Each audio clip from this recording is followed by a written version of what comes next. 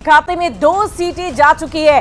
तो कुल मिलाकर अब परिणाम के करीब करीब हम पहुंचने वाले हैं। पहला रुझान आ चुका है, 81 सीटों का रुझान आ चुका है और इधर एक एक करके पूरी जानकारी अलग अलग सीटों की हम आप तक पहुंचा रहे हैं। और देखिए जेएमएम के दीपक बिरुवा आगे चल रहे हैं, 32,000 से भी ज्यादा वोटों से वो आगे चल रहे हैं। और देखिए चाईबासा विधानसभा में छठे राउंड की गिनती पूरी हो गई है।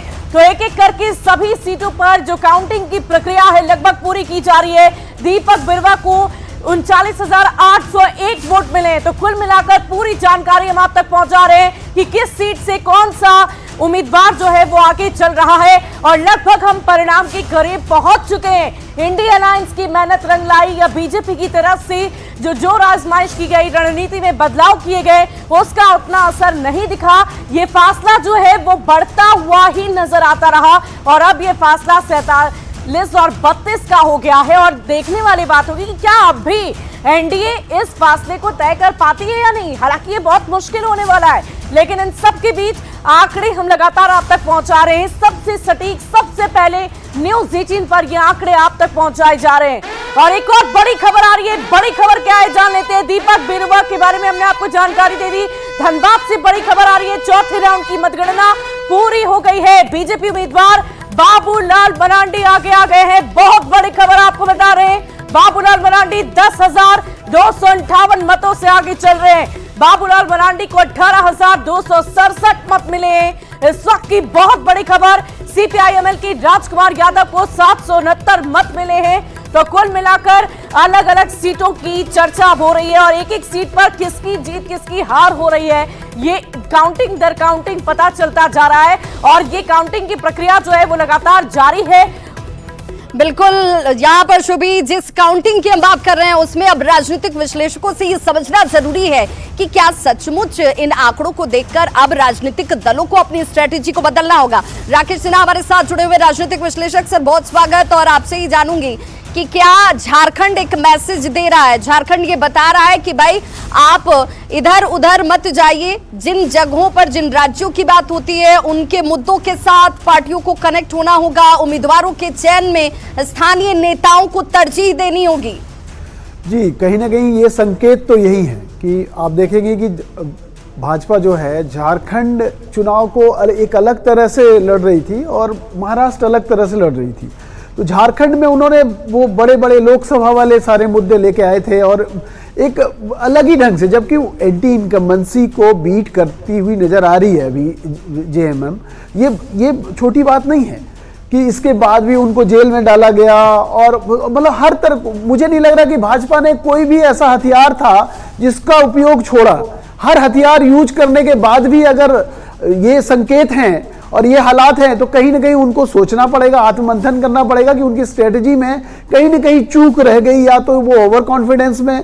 अब आप बताइए कि घुसपैठिए का मुद्दा जो था, जो अभी हमारे साथी भी कुछ कह रहे थे कि नहीं ये मुद्दा वहां था, लेकिन अभी संकेत जो आ रहे हैं इससे तो नहीं दिख रहा कि वो मुद्दा था।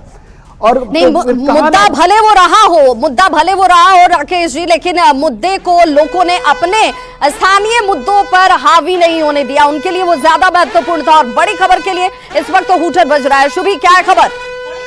दर्शकों को लगातार हम बता रहे हैं और एक और बड़ी खबर आ रही है। एक एक सीट की पूरी जानकारी हम आप तक पहुंचा रहे हैं और झारखंड की 81 विधानसभा सीटों पर किसकी जीत किसकी हार होगी ये अब लगातार सामने आना शुरू हो गया है। बीजेपी के नीरज यादव ने बढ़त बना रखी है। इस वक्त की बड़ी खबर आपको बता रहे हैं। शुरुआती गिनती में आरजेडी के सुभाष प्रसाद यादव आगे चल रहे थे, कोडरमा से बीजेपी उम्मीदवार आगे चल रहे हैं और एक एक करके एक एक सीटों का रुझान सामने आना शुरू हो चुका है। बीजेपी के नीरज यादव ने बढ़त बना रखी है, कोडरमा से बीजेपी उम्मीदवार आगे चल रहे हैं। तो देखिए आईएनडीआई के खाते में अभी 46 सीटें हैं तो एनडीए के खाते में 33 और सहयोगी विभा हमारे साथ लगातार बनी है। बिल्कुल, तो कोडरमा सीट पर भी सबकी निगाहें थी। कोडरमा सीट पर नीरा यादव जो है वो इस वक्त लीड कर रही हैं। हाँ, निश्चित तौर पर देखिए वहाँ एक इंडिपेंडेंट कैंडिडेट चुनाव लड़ रही हैं, वो पहले भी वहाँ चुनाव लड़ चुकी हैं और वो शालिनी गुप्ता, उनकी वजह से वो बहुत देर तक पीछे रही हैं। अभी भी बहुत मामूली बढ़त है, तो उस सीट पर, कोडरमा की सीट पर समीकरण बदलना उसकी बहुत गुंजाइश है। बिल्कुल, बहुत गुंजाइश है। कितने राउंड के बाद हम माने कि अब ये गुंजाइश खत्म हो जाएगी कि भाई ये जीत रहे हैं या ये हार रहे हैं? ये सारा निर्भर करता है कि शालिनी गुप्ता कितना वोट निकाल करके ले जाती हैं। लेकिन शालिनी गुप्ता ने अगर थोड़ा भी इन्हें पीछे किया, 4 राउंड, 2 राउंड, 3 राउंड में, ये भी उनके लिए उपलब्धि होगी। हाँ बिल्कुल उपलब्धि होगी। और चूंकि जब वोट किसका वोट काटा, जाहिर सी बात है अब जाकर लीड लिया है उन्होंने 4 राउंड खत्म होने के बाद।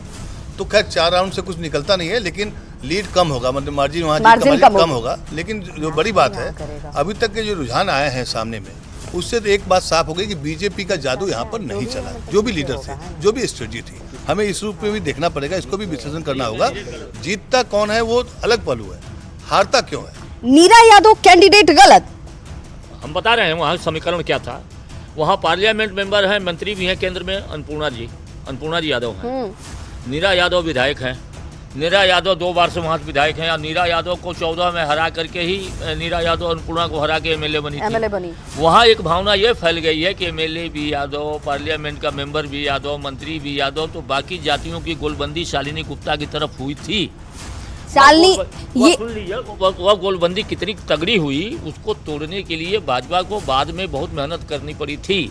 वह परिश्रम कितना सफल हुआ, ये परिणाम बताएगा। बिल्कुल ये परिणाम बताएगा। लेकिन क्या कोडरमा के लिए, और कोडरमा पर मैं आपकी प्रतिक्रिया लूं तो बड़ी खबर के लिए सीधे रुक कर लेती हूँ शुभिका। शुभी, बड़ी खबर लगातार अपने दर्शकों तक पहुंचा रहे हैं और एक बार फिर से सीटों का आंकड़ा तो हम आपको बता ही रहे, साथ ही साथ एक एक उम्मीदवार का क्या रिजल्ट हो रहा है, कौन आगे कौन कहां से पीछे है, इसकी भी पूरी जानकारी दे रहे हैं। और देखिए इस वक्त बगलामुखी और हनुमान मंदिर भी पूजा अर्चना की गई है। अब आपको बता दें कि प्रार्थनाओं का दौर भी जारी है, आशीर्वाद मांगा जा रहा है ईश्वर से। भगवान के दर पर बीजेपी उम्मीदवार जा रहे हैं कि भगवान अब भी हमारी सुनिए, हमारी अरदास को सुनिए और हमें जिता दीजिए। कांके से बीजेपी के जो प्रत्याशी है वो मेन रोड काली मंदिर में पूजा अर्चना करने के लिए पहुंचे। बगलामुखी और हनुमान मंदिर में भी उन्होंने पूजा अर्चना की है, ईश्वर से जीत का आशीर्वाद मांगा है। तो देखिए ये फासला तो बड़ा है, लेकिन बीजेपी इस उम्मीद में अभी भी है कि शायद इस फासले को तय कर लिया जाएगा। तस्वीरें हम आप तक पहुंचा रहे हैं कैसे ईश्वर के सामने भी नतमस्तक होकर उनसे आशीर्वाद लिया जा रहा है, उनसे अरदास की जा रही है, जीत हमारी सुनिश्चित हो, ऐसी कोशिश की जा रही है। चाहे वो प्रार्थना, कहते हैं कि जब तमाम कोशिशें विफल हो जाए तो ईश्वर के दर पर जब आप जाते हैं तो शायद वो प्रार्थनाएं कबूल हो जाती है। और वही तस्वीरें हम आप तक पहुंचा रहे हैं, सबसे तेज नतीजे लगातार न्यूज़ 18 पर आपके सामने।